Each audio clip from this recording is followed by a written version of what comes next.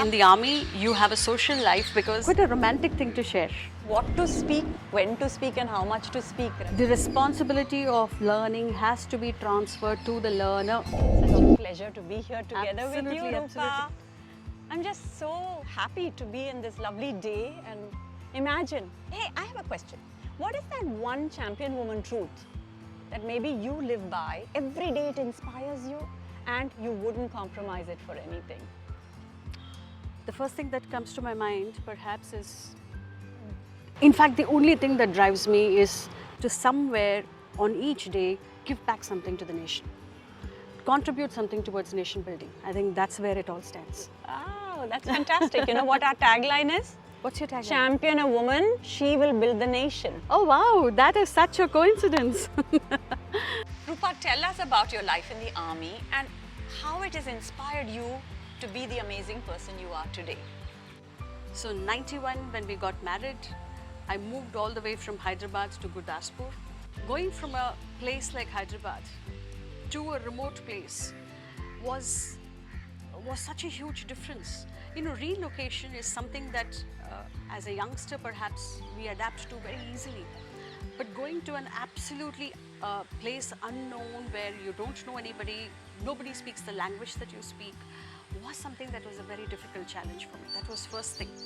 Second thing, of course, was far more important than speaking the language, because one could still manage with English and a little bit of Hindi that I knew from Hyderabad, was the fact that I had always thought that I wanted to be an interior designer.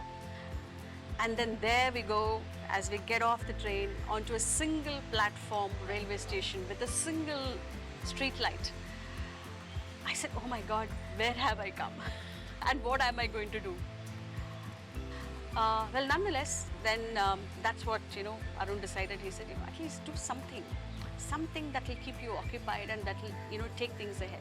Very, very reluctantly, you won't believe it, very reluctantly I went to the Kendriya Vidyalaya and I met the principal there, Mr. Dubey, and I told him I'm a fresh graduate out of Hyderabad, Osmania University, and would you employ me as a teacher? Because that was the only profession I thought that I could start off with. And that's how this journey started. Fantastic, super. So being in the army taught you a few things of values or the things that you are today. What might those be? Can you name 2 or 3 things? Oh, quite a few. In fact, I think one of the first things that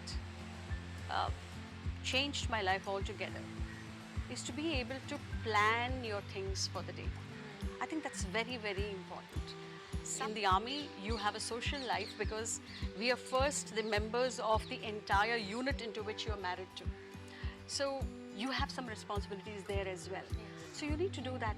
So right from a very young age, getting to do things in time and ensuring that you reach all the requisite places in time is something that just happens. I'm so happy to hear you say this, because this planning, I think, is needed for work-life integration for all women. Absolutely, absolutely. And not just that. I think one of the important things as well is the kind of support that you get. Yeah. So I think this is a message that I would like to give across to every other human being, that if you have a professional at your home place, irrespective of the profession what it is, they need that little bit of a support. Due to the nature of the job that they do, we don't stay together. We have to, live in peace station or in a separated family accommodation, which is not a field station. You do everything on your own. And I remember one of the times when I got really flustered with all these things and I said, oh my God, how do I sit down and do all these things all by myself?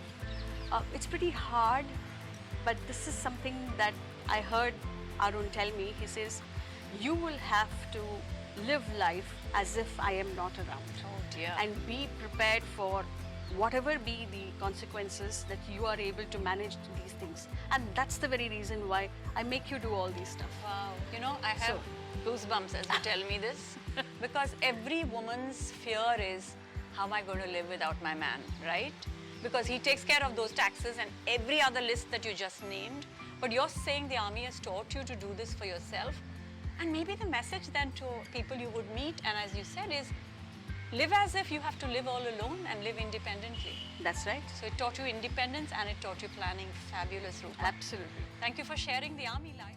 Well, in today's world of changing relationships, we often get asked this question, how do you manage long distance relationships? Is it even possible? But look at the role models in the army. You've always managed it and you've not just survived but thrived in that relationship. Please share some thoughts. So, this is actually quite a romantic thing to share. I think that is how it has been for most people in the army, but particularly with me. I think I've been extremely, extremely lucky that way. So I have this trunk full of letters. Every day that Arun stayed in a field station, I have a letter dated on that particular day with me. Oh my God. And it is one of my retirement plan endeavors to open up and segregate them and put them in order and go through all of those letters again. Oh my God. Not just the letter, even the envelope. I have kept everything safe because I think these are going to be great memories for me. So this is one thing that, communication on a daily basis, I think, is extremely important. Now, when I say communication here, I would also like to add understanding the other person. And, we would always have little gatherings where, people would be called. We talk about, Acha, did you receive a message from your husband? What happened over there? Because they might be sometimes in the same location, sometimes they might be in different locations. So in the evenings, we would gather and then share in terms of who went where and what's happening and things are good and all of those. I think that is how it was. This was when I was in Hyderabad and my husband was posted in one of the border areas and then he was shot. Oh God. And then, he was going into the hospital, but he knew that, there's a particular time of the day when we call, when we speak, and if he doesn't pick up the phone, that could kind of make me uncomfortable. So despite the injury and his transit into the hospital, he calls me up and then he tells me, look, I just had a fall and there is a little stitch that I have to get. It might take time, so call me after 3 in the afternoon today. Oh. And that's the message he leaves. Wow. And look at what happens then. I said, what? You fell off a stool and you're getting a stitch on your thigh. Doesn't that sound... this is not the way he communicates ever at all. So there's something wrong, obviously. And then I will go around, finding out and speaking to people until, of course, one of the officers then decides to let me on to know that this is what had happened and this is where he was injured. Yes. And then he came out safely. Yes, thankfully. That was one huge phase in life where, things were so tense. My daughter was really, really little then. My in-laws were staying with us. My parents were staying with us. That's another thing because we are the only, children for them in India. So both sets of parents live together. Okay. And, we had to have this, I had to keep this thing zipped because I didn't want old parents and old in-laws getting upset because all of them are always on tenterhooks the moment they know some action is happening somewhere. So that was very stressful until he came out and then I went to receive him from the airport and got him home. This was not revealed at all. Oh gosh. So it kind of... your example, I'm sorry to interrupt you, but your example reminds me of the beautiful Bhagavad Gita shloka, which tells us what to speak, when to speak and how much to speak, right? Speak first what is truthful, second what is kind, and third only what is beneficial. So when you asked yourself those 3 questions, probably that's why you learned to speak less also. You communicated a lot to keep the relationship going, but you also decided what not to say, and that's why the long distance relationship works so well. Absolutely. I would absolutely agree with you. I think it's very important that you have least expectations and you have maximum adjustments. I think that makes the, absolute, what would you say, soup delicious. Soup delicious. That's the formula for true love. So this was when Arun was posted in Australia. Posting in the sense he went there as a student and I accompanied him.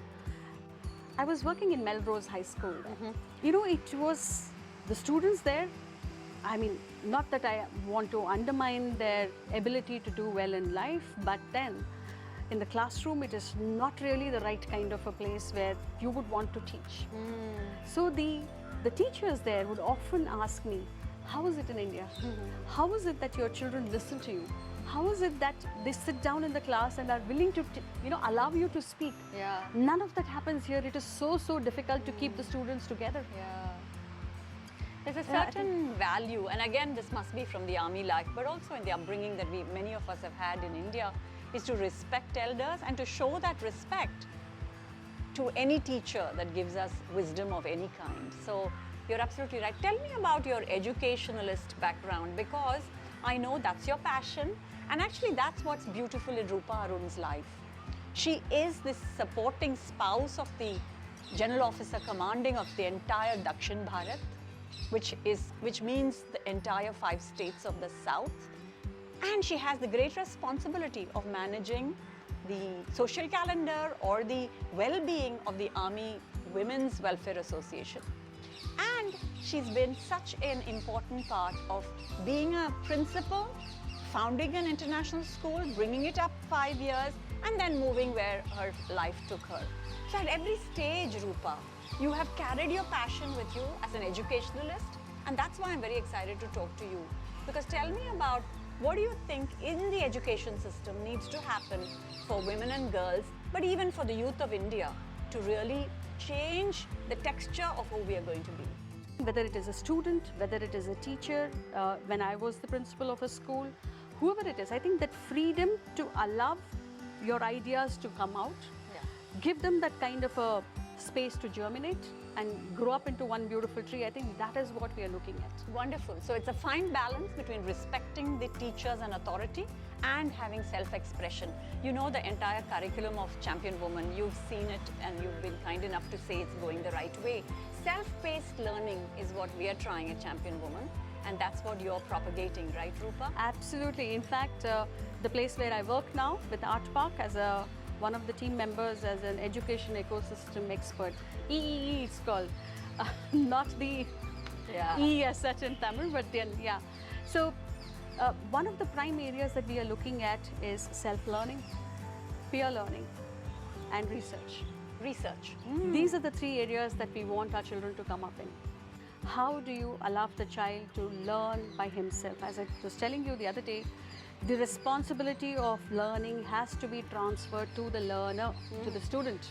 I think that's the only way the journey can progress. This generation has that ability to just go out there and grab everything under the space. That's great. So Fantastic. I think we need to give them that impetus of having the trust in them, giving them the freedom, and yet, of course, if years of experience are going to provide some kind of a support, allow them to learn from these experiences and not re-experience the same thing. I think that would be what I would say. It's also summing up your parenting advice, isn't it? Isn't this similar parenting advice you would give? Absolutely. I think the children come with their own thought process today. While you keep giving them the family values, again, each child would want to explore, curious, find out about different things, and that is where lies the different dangers of the society. They may experience it, but then if the family values are strong in every household, the child will come back home because these values will bring them back home. That's wonderful. Now, I'm going to end by asking you, this is the magic potion. And tell me what ingredients you'll add into it in order to be able to create a woman of wisdom and values. Who is that champion woman? If you add the ingredients, this becomes the magic potion.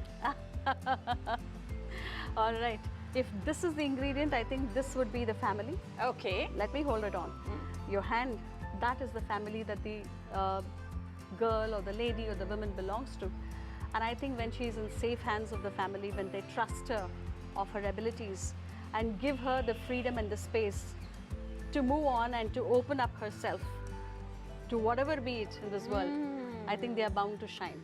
That's fantastic. And she sees a reflection of herself there. In the mirror there. Absolutely. Oh my God, Roopa, that is the best idea. I hope you can take this away with you, and hope you enjoyed this chat with Roopa Arun, our dear guest for this show. Thank you, Roopa. Thank you. If you liked our video, please subscribe to this channel of Champion Woman and do press the bell icon to be able to be reminded every time we're on. Thank you.